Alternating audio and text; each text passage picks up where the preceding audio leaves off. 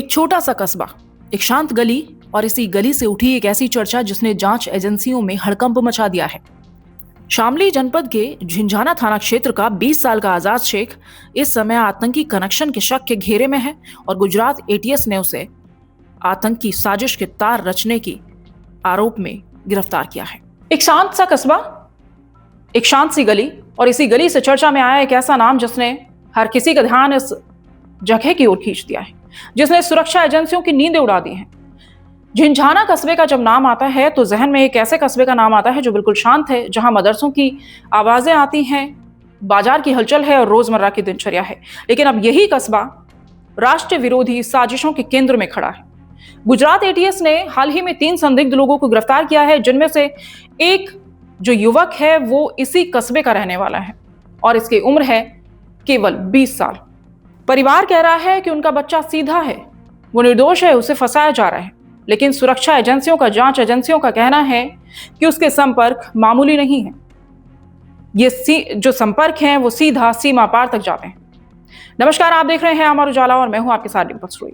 आज आपको बताने जा रहे हैं शामली से हुई इसी गिरफ्तारी के बारे में, पूरी वारदात, ये किस तरीके से इसको गिरफ्तार किया गया है और कैसे ये आतंकी मॉड्यूल के साथ ये जो युवक है ये जुड़ा हुआ था। अब सवाल है कि भारत के भीतर आखिर कौन है जो युवाओं के दिमागों को चुपचाप पढ़ रहा है और जकड़ रहा है। ये सवाल एक बार फिर खड़ा हो गया है और बेहद गंभीर भी है। गुजरात एटीएस ने 3 संदिग्धों को पकड़ा था, जिनमें से एक आजाद शेख भी है। आइए आपको बताते हैं कि कैसे ये पूरी कार्रवाई अंजाम दी गई है और कैसे ये शेड्यूल और मॉड्यूल चल रहा था। आजाद शेख ने बुढ़ाना के मदरसे में करीब 6 साल तक कारी की तालीम ली। घर में हालात बहुत ही साधारण हैं। पिता और बड़ा भाई राजमिस्त्री का काम करते हैं। अगस्त में दिल्ली मरकज से 40 दिन की जमात लेकर वो कोलकाता गया। उसके बाद घर लौट आया। 7 नवंबर को कहा कि मैं बुढ़ाना मुजफ्फरनगर जा रहा हूँ, लेकिन उसी शाम को फोन पर कहा कि मुझे बुखार हो गया है, मैं कल लौट जाऊंगा। और इसके बाद उसका फोन स्विच ऑफ हो गया और 48 घंटे के बाद परिजनों को एटीएस अहमदाबाद ने फोन करके बताया कि आजाद गिरफ्तार हो चुका है। अब इसके बाद से इस परिवार में घर में सन्नाटा है। पिता कह रहे हैं कि हमें नहीं पता वो किसके संपर्क में आया, लेकिन हमें यकीन नहीं है कि वो ऐसा करेगा। उसकी सारी गतिविधियां एकदम सामान्य थी। एटीएस की जांच पड़ताल के मुताबिक अभी तक जो चीजें सामने आई हैं उसके मुताबिक आजाद लगभग 1 साल से अहमद मोइनुद्दीन नामक शख्स के संपर्क में था और इस संपर्क की डोर अफगानिस्तान के वांछित आतंकी अबू खदीजा तक जाती है। अबू खदीजा जो खुद पाकिस्तानी गाइडेंस वाले नेटवर्क के लिए काम करता है। आजाद को कई बार नकद रकम भी दी गई, ज्यादा नहीं, इतना कि एक गरीब के लिए बरकत लगने लगे। जी हाँ, यही सबसे खतरनाक मोड़ होता है जब थोड़ा पैसा, भरोसा, विचार और आदेश और फिर होता है आपका इस्तेमाल। एटीएस की जांच में यह भी सामने आया है कि इस नेटवर्क की कमान अफगान आतंकवादी अबू खदीजा के पास ही थी और निर्देश भेजे जाते थे व्हाट्सएप, इंस्टाग्राम और टेलीग्राम की बंद ग्रुप चैट्स में। एटीएस के मुताबिक आजाद को इस नेटवर्क से नकद रकम ट्रांसफर की जाती थी और यहीं से खुला जल्दी अमीर बनने का लालच, जिसने उसे इस मॉड्यूल के और भी करीब धकेल दिया। अब भले ही परिवार ये कहता रहे कि उनका बेटा निर्दोष है, लेकिन परिवार की बात पर बात नहीं चलती, डेटा बोलता है। सुरक्षा जांच एजेंसियां आजाद शेख के पूरे नेटवर्क को खंगाल रही हैं। उसके पास से जो चैट्स मिले हैं, मोबाइल में जो उसके चैट्स मिले हैं, लैपटॉप में जो डेटा मिला है और उसके जो कॉन्टैक्ट नंबर की लिस्ट मिली है, उससे ये साफ जाहिर हो रहा है कि उसका आतंकी नेटवर्क के साथ कनेक्शन बना हुआ था और वो लगातार सक्रिय था। अब इस बात की जांच में सुरक्षा एजेंसियां जुटी हुई हैं कि कहीं उसे कश्मीर या फिर अन्य स्थानों पर हथियार चलाने की कोई ट्रेनिंग तो नहीं दी गई, या फिर उसे किसी अन्य टास्क को तो नहीं करने को बोला गया। इन सारी चीज़ों को लेकर सुरक्षा एजेंसियां पूछताछ में जुटी हैं और गहनता से जांच में जुटी हुई हैं। वहीं एटीएस समेत विभिन्न सुरक्षा एजेंसियों ने शामली के इस झिंझाना थाना क्षेत्र में डेरा डाला हुआ है।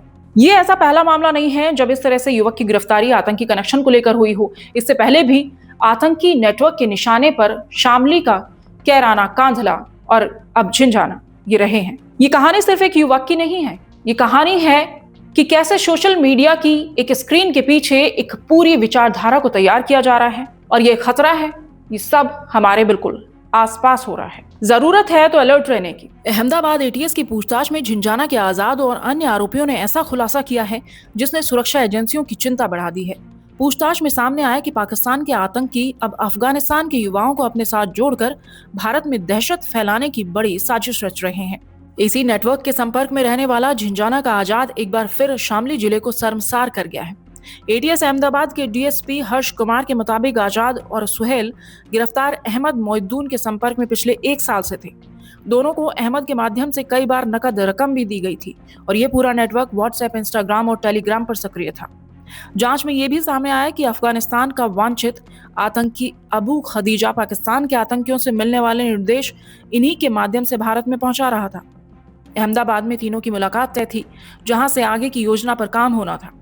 एटीएस को मिले मोबाइल डेटा और सोशल मीडिया चैट्स ने नेटवर्क के अन्य सदस्यों की भी पहचान की दिशा में महत्वपूर्ण सुराग दिए हैं। शामली एसपी एनपी सिंह ने बताया कि आजाद के संपर्क में रहने वाले अन्य लोगों की भी पहचान की जा रही है। जांच के आधार पर आगे की कार्रवाई तय होगी। प्राथमिक जांच में ये साफ है कि पाकिस्तान के आतंकियों ने अफगान युवाओं को मोहरा बनाकर उन्हें भारत में भर्ती करने का काम शुरू कर दिया है। आजाद शेख की गिरफ्तारी की बात करें तो ये गिरफ्तारी बड़े सवाल खड़े करती है। हालांकि इस क्षेत्र से, जैसे कि हमने आपको बताया कि पहले भी गिरफ्तारी हुई है और ये आजाद शेख की जो गिरफ्तारी हुई है ये बहुत कोई नई बात नहीं है। शामली कैराना बेल्ट में इससे पहले नुमान इलाही, दिलशाद, इकबाल खाना, सलीम, कफील जैसे नाम सामने आते रहे हैं और सोने की तस्करी, कारोबार से लेकर आईएसआई, जासूसी और लश्कर मॉड्यूल तक ये इलाका बार बार आतंकी संगठनों के निशाने पर रहा है। सोशल मीडिया इस नेटवर्क का इस समय सबसे बड़ा हथियार बना हुआ है और सोशल मीडिया के जरिए ही ये भोले भाले बेरोजगार युवाओं को अपने निशाने पर लेते हैं और उन्हें आर्थिक मदद देकर उनकी विचारधारा को बदलकर अपने गैंग में, अपने नेटवर्क में शामिल करते हैं। विशेषज्ञ मानते हैं कि ये नेटवर्क पहले आर्थिक कमजोर वर्ग के युवाओं को टारगेट करता है। थोड़े पैसे, बड़े सपने और धीरे धीरे वैचारिक जाल। आजाद के मामले में भी प्राथमिक जांच में यही सामने आया है कि वो सिलाई का काम छोड़ चुका था और लगातार संदिग्धों के संपर्क में था और इसके बाद वो राजमिस्त्री के काम में लगा हुआ था। तो यहाँ भी उसके विचारों को लगातार इस्तेमाल करके उसे एक बड़े नेटवर्क में शामिल करने की तैयारी चल रही थी। वहीं ये मामला सिर्फ एक युवक की गिरफ्तारी का नहीं है, ये चेतावनी है कि भारत के भीतर डिजिटल रेडिकलाइजेशन की रफ्तार बढ़ रही है। सवाल यह है कि क्या हम अपने घरों, मोहल्लों और सोशल मीडिया के दायरों में हो रहे बदलावों को समझ पा रहे हैं। सुरक्षा एजेंसियां सक्रिय हैं, लेकिन चौकन्ना होना हम सब की भी जिम्मेदारी है। अब आजाद शेख के परिवार का कहना है कि वो सीधा था, उसे फंसाया गया है, उसकी सारी गतिविधियां नॉर्मल थी, लेकिन एटीएस कह रही है कि डेटा, चैट और ट्रांजैक्शन बहुत कुछ बयान कर रहे हैं। अब जांच इस ओर बढ़ रही है कि क्या आजाद को हथियार चलाने की भी ट्रेनिंग मिली, क्या उसे भारत में कोई टारगेट दिया गया था, क्या ये नेटवर्क हमारे शहरों, मोहल्लों और दिमागों के बीच लगातार सक्रिय है। इस सब के सवाल एटीएस जांच में ढूंढ रही है। जो आजाद जो कल गुजरात पुलिस ने गिरफ्तार किया, क्या लगते हैं आपके? मेरे छोटा भाई है। छोटे वो सगे भाई यहाँ पे? हाँ।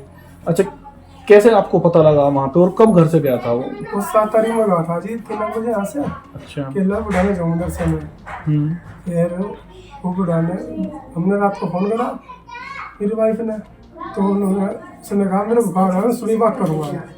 मगर मेरी लड़की जा रही है, मेरे पापा बोल रहे उसके बच्चे को लिया 10 साल की है वो। फिर उसके बाद में उसका कोई फ़ोन नहीं आया।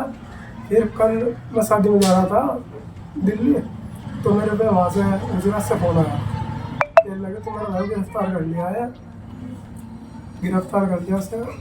मगर जी मेरी बात कर दो भाई से, खेल लगा 2 घंटे बाद बात कर रही है, बस फिर मैं घर आ गया। तो फोन तुम्हारे भाई के नंबर से आया था, किसी और नंबर से आया था? पुलिस के अधिकारी से आया जी। अच्छा, फिर जैसे शाम तक कुछ बात हो पाई? नहीं, फिर शाम को उनका फोन आया अधिकारी का, उन्होंने आजाद से बात करी।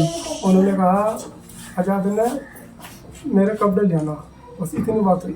अच्छा, मेरे कपड़े में। अच्छा, क्या चाहते हो? जैसे वो गतिविधि में गलत पकड़ा गया है, आप क्या चाहते हो, क्या मांग है आपकी?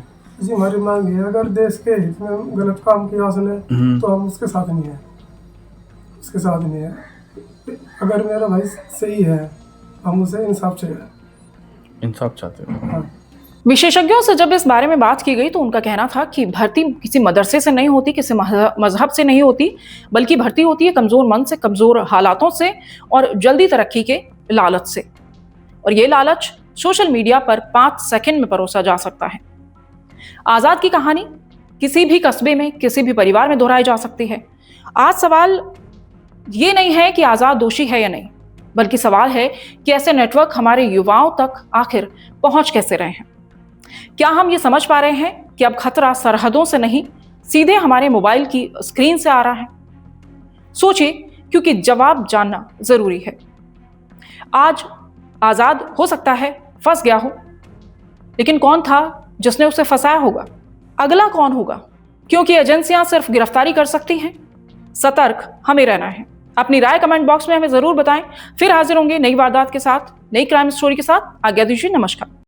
अगर आप ये वीडियो YouTube पर देख रहे हैं तो हमारे चैनल को सब्सक्राइब कर बेल आइकन दबाएं और Facebook पर देख रहे हैं तो हमारे पेज को लाइक करें।